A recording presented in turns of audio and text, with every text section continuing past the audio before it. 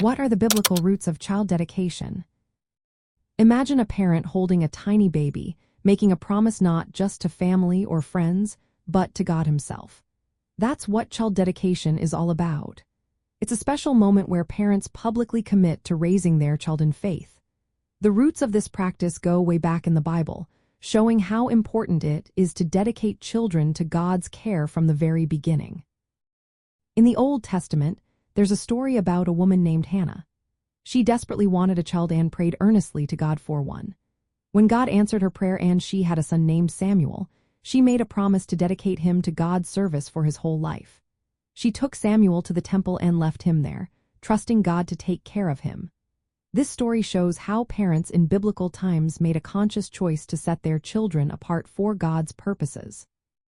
In the New Testament, we see a similar act when Mary and Joseph brought baby Jesus to the temple. They presented him to God and offered sacrifices, fulfilling the law of Moses.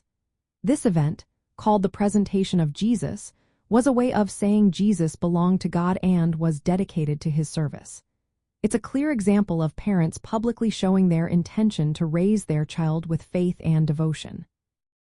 There's also an Old Testament practice of consecrating the firstborn sons to God, seen in the book of Exodus. This was a special ritual where the firstborn male was set apart for God's work. While it was specific to firstborn males and involved certain ceremonies, it laid the groundwork for the idea of dedicating children to God.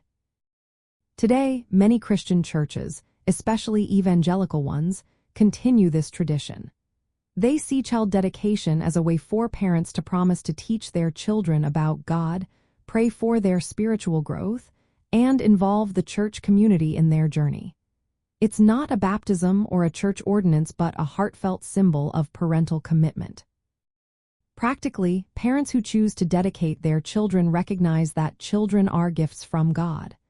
They promise to create a home rooted in biblical teachings, to pray with and for their children, and to support their spiritual milestones as they grow.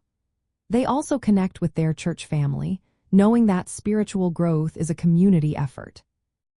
So, the biblical roots of child dedication are found in stories of Hannah, Samuel, Mary, Joseph, and the practice of consecrating firstborns. These examples show that dedicating children to God is a meaningful way for parents and churches to partner in nurturing faith from the very start. It's a beautiful tradition that highlights the importance of spiritual milestones and family faith journeys.